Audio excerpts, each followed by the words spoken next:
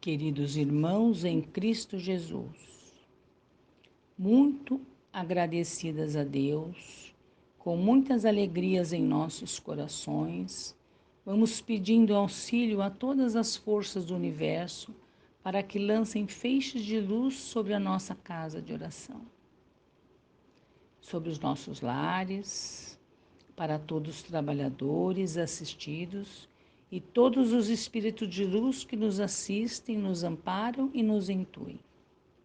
Pedimos que Irmã Lina Caibachuta, Mãe Catarina e todas as fraternidades de luz permitam sempre estarmos unidos no amor do Cristo, abençoando todos os trabalhadores do bem, todos os grupos de orações, abençoando também todos que estão lutando pela melhora da humanidade.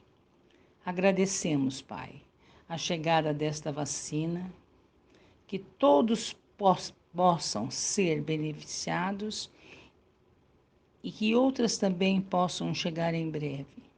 Assim, as nossas esperanças aumentam e mais aliviados vamos agradecendo ao alto. Que tudo seja feito, Pai, dentro do verdadeiro amor à vida e ao próximo. Que Deus Pai Todo-Poderoso nos dê força, coragem, saúde para podermos continuar a divulgar o Evangelho do Senhor Jesus. Que possamos estar sempre trabalhando o amor e a caridade. Senhor, nos dê paciência, compreensão, alegria, aumentando as nossas esperanças e confiança em dias melhores. E agora, mais tranquilos, vamos à explanação do Evangelho de hoje, a cargo do nosso querido e saudoso Senhor Júlio.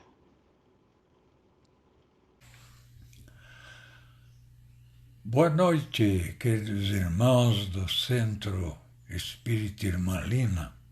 Vamos estudar hoje mais um trecho dos Evangelhos, em sequência histórica de nosso último estudo, onde estudamos a passagem de Jesus pela cidade onde ele morou, passou sua infância e juventude. Saindo de Nazaré, Jesus desceu para Cafarnaum.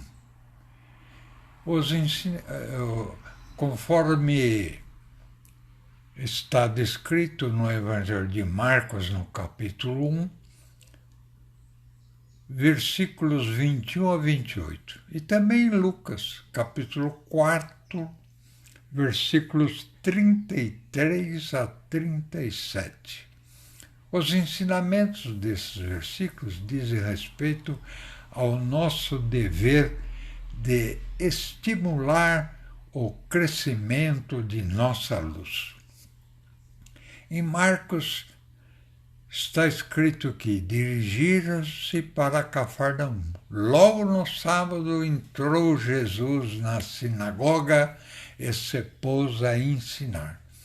Nas sinagogas reuniam-se os judeus todos os sábados para receberem os ensinamentos mosaicos. Jesus, como judeu que era, também ia lá. Os evangelhos registram diversas passagens de Jesus pela sinagoga aos sábados. Jesus aproveitava essas ocasiões para fazer seus comentários, revelando invejável conhecimento da lei e dos profetas.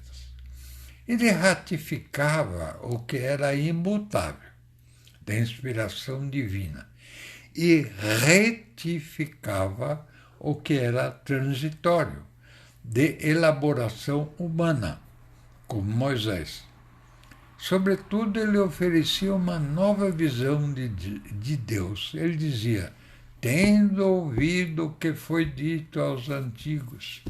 Depois, enunciando um conceito novo, ele logo dizia, eu, porém, vos digo, e retificava os ensinamentos antigos. Para Jesus, Deus não era o Senhor dos exércitos terrenos, como ensinava a tradição mosaica, que era um vingador implacável. Para Jesus, o Pai era um ser amoroso que trabalhava incessantemente pela felicidade de seus filhos. Jesus resumia todo o Velho e o Novo Testamento explicando o que era mais importante. Exemplo, ele destacou o que está registrado no livro do Velho Testamento, Deuteronômio, no capítulo 6, versículo 5, que diz, amar a Deus acima de todas as coisas. E também no livro Levítico, capítulo 9, versículo 18, que diz, amar ao próximo como a si mesmo. Com esses dois destaques, Jesus fez o grande pronunciamento que vai passar por todos os séculos até que o homem aprende a amar. Amareis o Senhor, disse Jesus, vosso Deus, de todo o vosso coração, de toda a vossa alma e de todo o vosso espírito. Eis aí o maior e o primeiro mandamento. Eis o segundo, que é semelhante a este. Amareis o vosso próximo como a vós mesmo. Toda a lei e os profetas estão contidos nesses dois ensinamentos. Por esses dois mandamentos é que vem a máxima espírita, fora da caridade não há salvação. A caridade com humildade é, pois, o único caminho da salvação, enquanto que o egoísmo e o orgulho são o da perdição. Jesus ensinava as verdades divinas que os tempos permitiam serem revelados. Deixava para mais tarde o que a humanidade não tinha ainda condições de compreender. Hoje temos revelações inéditas e Jesus espera com paciência a sua devida compreensão pela humanidade para trazer novas e outras verdades que vão nos deslumbrar quando elas forem reveladas. Jesus tinha luz própria, nós ainda não. Somos ainda como um pirilampo, um vagalume. Estamos aqui hoje para intensificar a luzinha da nossa lamparina. Deixando Nazaré, Jesus retornou a Cafarnaum e episódios marcantes se desdobraram. Nesta sinagoga tinha ouvintes atentos, interessados, sem os problemas verificados em Nazaré. Marcos nos disse, e admiravam-se muito do seu ensino, porque ele ensinava como quem tinha autoridade, e não como os escribas. Os escribas, os doutores da lei, eram os encarregados de interpretar os textos sagrados nas sinagogas. Os escribas buscavam levar o conhecimento mosaico. Jesus exercitava a sabedoria. Os escribas reproduziam ideias. Jesus inspirava ideias. Os escribas olhavam o passado. Jesus descortinava o futuro. Os escribas sustentavam a tradição mosaica. Jesus promovia a renovação do homem. Por isso as pessoas se deslumbravam, reconhecendo nele uma autoridade que transcendia as limitações dos escribas. Doentes de todos os matizes chegavam, atraídos por sua fama de taumaturgo. Taumaturgo é aquela pessoa que faz milagres. E Marcos, capítulo 1, como eu disse, entre os versículos 21 e 25, nós vamos estudar e comentar hoje os ensinamentos desses textos sagrados. Dizia Marcos, estava na sinagoga um homem com espírito imundo, o qual exclamou, que temos contigo, Jesus? Vieste para nos destruir? Bem sei que és o Santo de Deus. Vamos ver, ele diz que temos contigo. Como está no plural, nós devemos entender que não era um só, mas uma legião. Um deles, que devia chefiá-los, é que falou com Jesus. Esses espíritos são o que chamamos de obsessores. E esses obsessores tinham boas visões, porque eles reconheceram a luz de Jesus. Jesus repreende-o e disse, cala-te e sai dele. Eu interpelado, imediatamente saiu dele. Uma pessoa pode ser dominada por ferozes obsessores. Jesus os afastava, fazendo uso de irresistível força moral e seu poderoso magnetismo. Ainda hoje, almas dessa natureza continuam a exercer sua má influência sobre a humanidade. São almas desencarnadas, que agem em conformidade com as tendências que cultivaram na Terra. São várias as motivações que inspiram essas almas carentes. As mais frequentes motivações, primeiro, a vingança. Eles pretendem impor prejuízos e males com aqueles que lhes causaram mal no passado.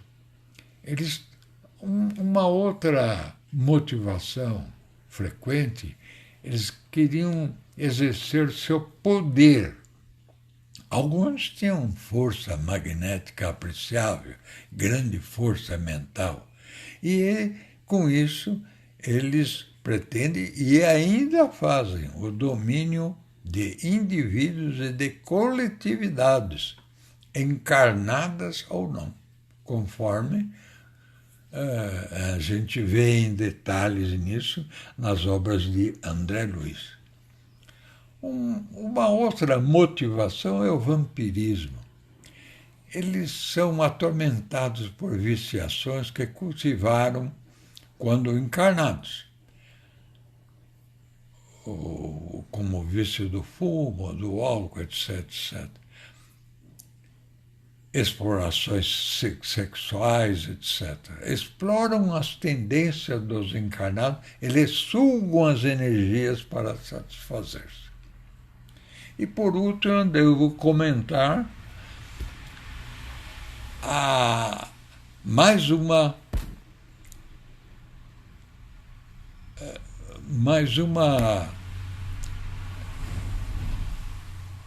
atividade deles, que é a afinidade.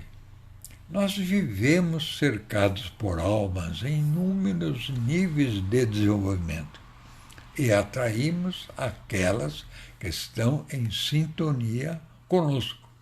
Estima-se que a população da Terra esteja perto de 60 bilhões de almas, sendo que apenas 7 bilhões e pouco é que estão encarnados. Daí nós vemos então a multidão de almas que estão em redor de nós. Os alcoólatras, os fumantes, os toxicômanos são presas fáceis deles, podendo dizer-se que todo viciado é um obsidiado em potencial. Alguém aqui é alcoólatra? É um fumante? É um toxicômano? Cuidado. Apesar da sua rebeldia, essas almas são filhas de Deus. Esses obsessores, eles estão submetidos às leis da evolução, que mais cedo ou mais tarde as reconduzirão aos roteiros do bem. Podemos dizer que o demônio de hoje será um anjo amanhã. As desobsessões poderão ser conseguidas por duas maneiras, principalmente. A primeira é procurar quem tenha conhecimento para isso, como nos centros espíritas. E, em segundo lugar, que é muito importante, pela autodesobsessão.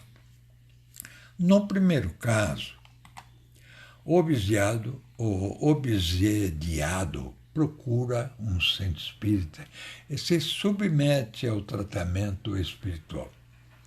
Os dirigentes desses trabalhos devem estar atentos às manhas dos obsessores. Estes costumeiramente usam de duas estratégias para afastar o obsediado do tratamento. Primeiro, eles acentuam a pressão, sugerindo-lhes que ficou pior. O obsediado, sem fé, interrompe o tratamento. Em segundo lugar, o obsessor se afasta por algum tempo. A vítima experimenta um imediato alívio e suspende o tratamento. E aí o que o obsessor faz? Volta a persegui-lo. No segundo caso, que é o mais importante para o indivíduo, é a autodesobsessão. E se faz a autodesobsessão através da reforma íntima. Vamos ler uma poesia para que todos fiquem atentos. O mundo normal nos atrai. Enquanto atrai, nos distrai. E porque nos distrai, nos atrai. Se nos deixarmos atrair, ele nos destrói. É hora de despertar, minha gente, vamos despertar. Se ficarmos sob as más influências mundanas, viveremos tristes, cansados, iludidos e morto o coração. Coração que é o veículo dos sentimentos. Nós devemos ter fé com humildade e mansidão, pois como o mundo, uma flor tem 1000 espinhos, mas com Jesus um espinho tem 1000 flores. O despertar com Jesus depende de seguirmos as suas instruções, principalmente aprender a amar, porque o amor é como o vento, a sua energia, a energia do vento movimenta o ar. E o amor humano movimenta a alma, a nossa alma. Jesus sempre insistiu a vivermos com amor. E Emmanuel nos dá uma riqueza, dizendo que nós devemos aprender a sentir, usar os 5 sentidos com amor, a fim de que venhamos a pensar com justiça, falar para o bem, clarear nossas trevas, porque só o amor dispõe de luz bastante para clarear o presente e santificar o porvir. Emmanuel, é uma beleza essa alma. Os evangelhos de Jesus nos dão inúmeros ensinamentos para a renovação de nosso íntimo, fazer a nossa reforma íntima. Vamos, devido ao tempo que nós dispomos, vamos detalhar só 2. Vamos ver por que Jesus falou: vocês devem orar e vigiar. Importantíssimo, orar e vigiar. Vamos primeiro ver o que é o orai. A vida sem oração é vazia, sem sentido, porque o orar é fazer a comunhão com o nosso Pai. Em Mateus capítulo 6, versículos 5 a 15, Mateus nos diz: quando orardes, não sejais como os hipócritas, que aqueles que gostam de orar só com os lábios, mostrando-se aos outros. Quando orardes, registra Mateus, entra em teu quarto e ora ao Pai que está em teu íntimo. E vamos pensar nessa instrução que Mateus registra. Isola-te do exterior e sinta que estás unido com o Pai. Em verdade, essa separação não existe. Isso ocorre porque ainda estamos vivendo debaixo de ilusões. À medida que formos evoluindo, as ilusões se desvanecem e aí estaremos em condição de dizer, conforme Jesus: eu e o Pai somos um. Continua Mateus dizendo: quando orardes, não useis de repetições inúteis como os gentios, nem pedir coisas, porque o vosso Pai sabe o que vos é necessário. Então isso aí nos diz que não vamos perder tempo, ficar suplicando isso ou aquilo, porque isso não é a verdadeira oração. Suplicar é criar uma cisão e não união com o Pai. Jesus nos afirmou que nós somos deuses em potencial e que o Pai está dentro de nós. Assim, não devemos orar como se ele estivesse fora. As súplicas são desnecessárias, porque Deus sabe das nossas melhores e mais necessárias necessidades. Deus é uma figura abstrata e por isso nós temos dificuldade de nos concentrarmos nele. Segundo o livro dos Espíritos, no capítulo 1, item 14, tem uma instrução que todo mundo precisa ler, aprender e raciocinar. Diz no livro dos Espíritos, nesse capítulo: Deus existe, não podeis duvidar. Isso é o essencial. Não vades além, porque entrareis num labirinto de onde não podereis sair. Tendes muitas coisas que vos tocam mais diretamente. Estudai as vossas imperfeições, e isso vos será mais útil do que querer penetrar no impenetrável. Você vê que eles ressaltam aí o Espírito da Verdade, que fez essa comunicação a Kardec, ele ressalta: nós devemos fazer uma reforma íntima.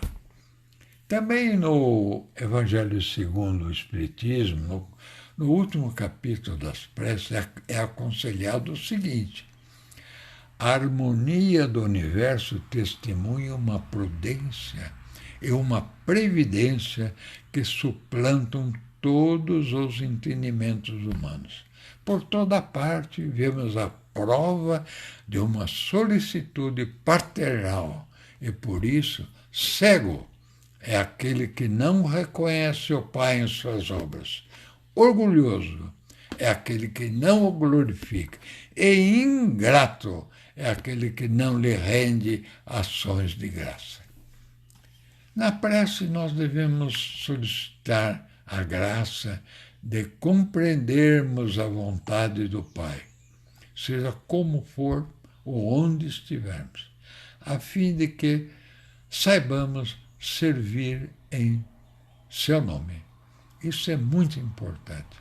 Nas nossas preces, nós devemos pedir a graça a Deus para compreender a vontade dele para conosco. O que ele deseja?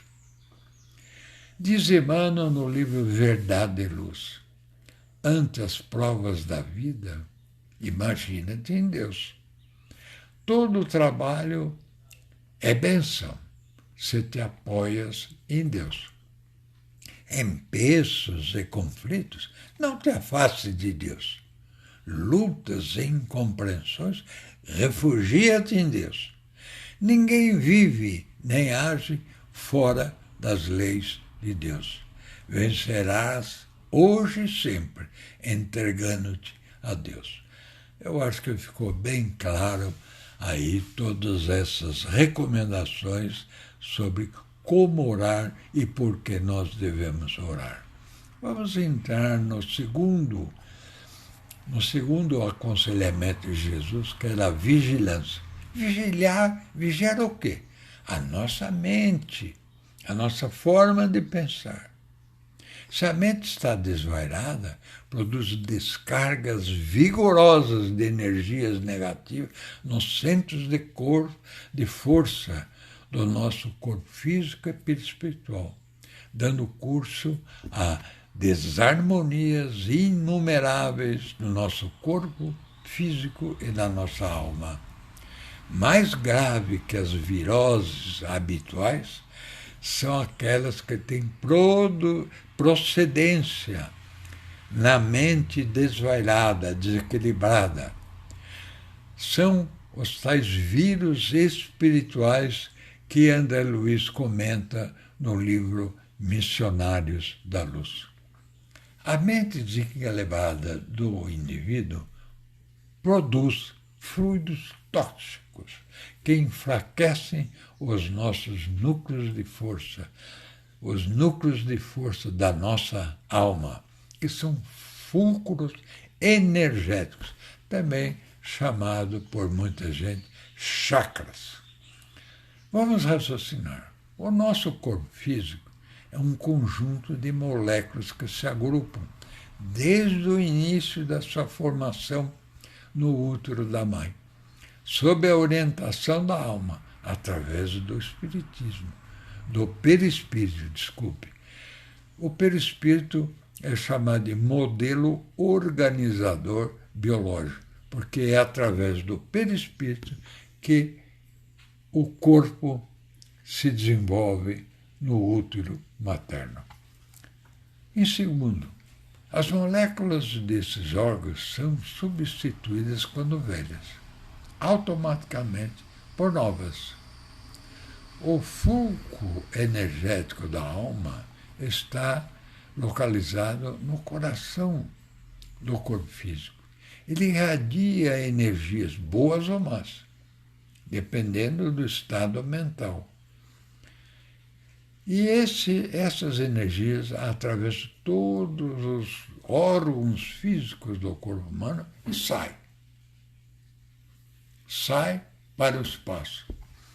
É nosso dever zelar pelo bom funcionamento dos órgãos do corpo físico. Infelizmente, a nossa alma ainda carrega vícios do passado, vícios morais como amargura, tristeza, queixas, inconformidade, intolerância, etc, etc. E também vícios materiais, drogas, álcool, essas coisas. E isso tudo, esse estado da alma, qualifica e emite essas forças com valores inferiores. Daí nascem as larvas psíquicas.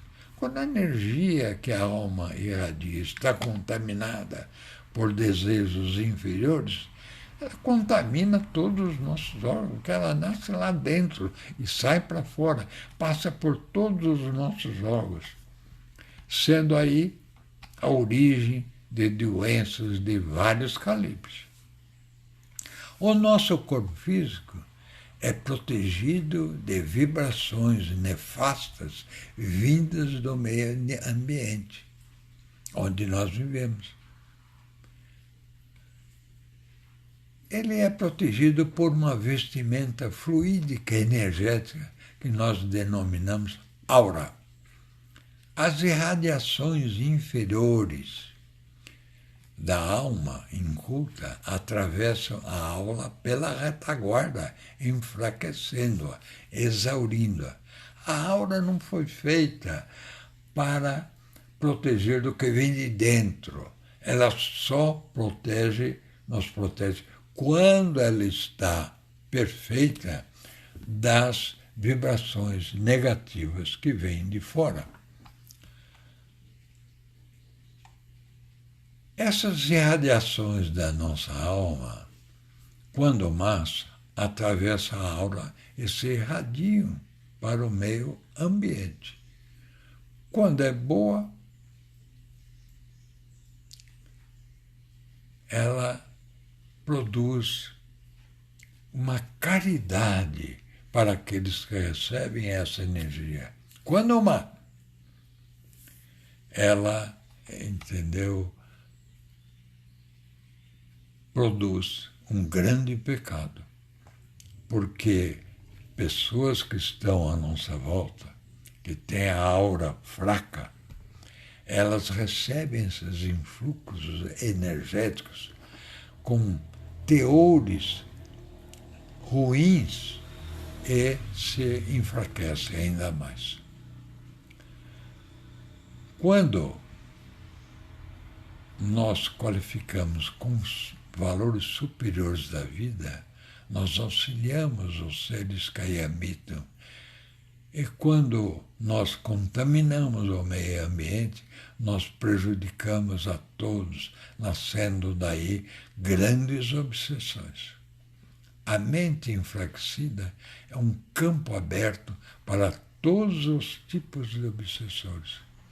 É indispensável que o homem se resolva por utilizar do admirável arsenal de recursos que possui em seu íntimo, aplicando os valores edificantes a serviço de Deus e de si mesmo. A desobsessão depende do querer de cada criatura. Depende, por isso, da vontade de cada um. Orar é um ato que deve se converter em hábito. E vigiar é um cumprimento dos nossos deveres para com Deus. Importante é fazer lume em nossa alma, acender a luz própria, porque aí nós deixamos a condição de ser meros beneficiários das messes divinas, dos nossos espíritos que estão mais iluminados e que gostam aí de nós e vêm nos auxiliar nesse trâmite da vida. Jesus não nos pede para desenvolvermos atilada inteligência ou uma extensa cultura material. Pede-nos apenas acender nossas almas e para isso nos deu o roteiro para o bem, amando o Pai e ao próximo, mesmo quando for necessário o sacrifício de nossos interesses egoístas. Isso será suficiente. Lembremos de sua recomendação em Mateus capítulo 5, item 16. Brilhe a vossa luz diante dos homens, para que vejam as vossas boas obras e glorifiquem a vosso Pai que está nos céus. Assim nós encerramos os estudos de hoje e vamos agradecer aos nossos guias espirituais, aos nossos protetores, que nos deram assistência para melhor compreendermos os ensinamentos de Jesus. Que Deus nos abençoe a todos e até breve.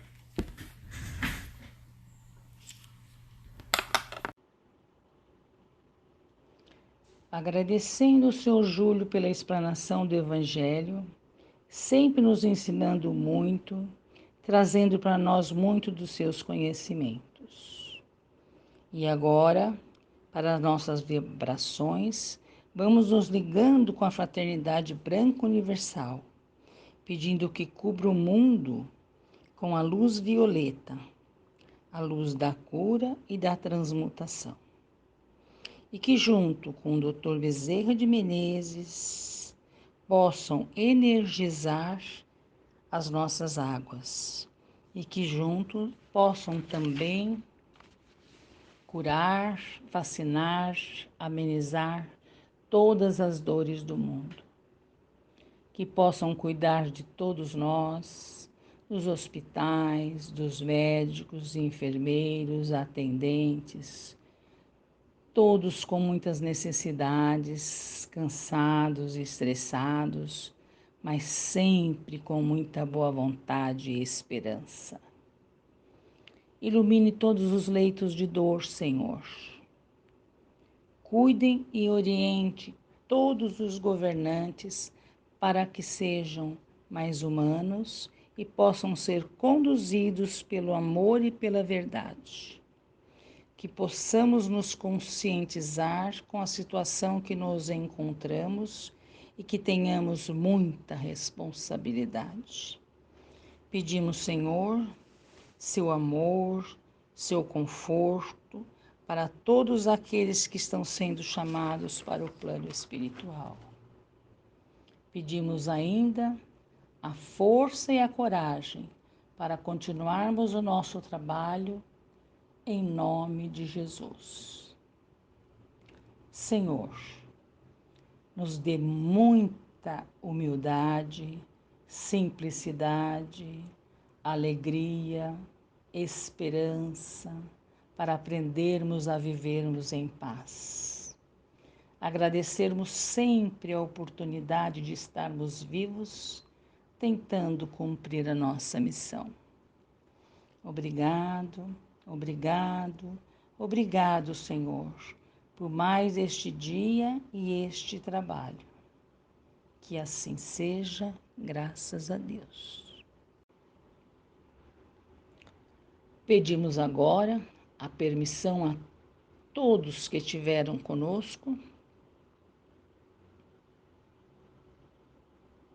os espíritos de luz, para podermos encerrar mais este trabalho, tendo a certeza e a confiança de podermos nos encontrar novamente na próxima terça-feira, em nome do Senhor Jesus. Que assim seja, graças a Deus.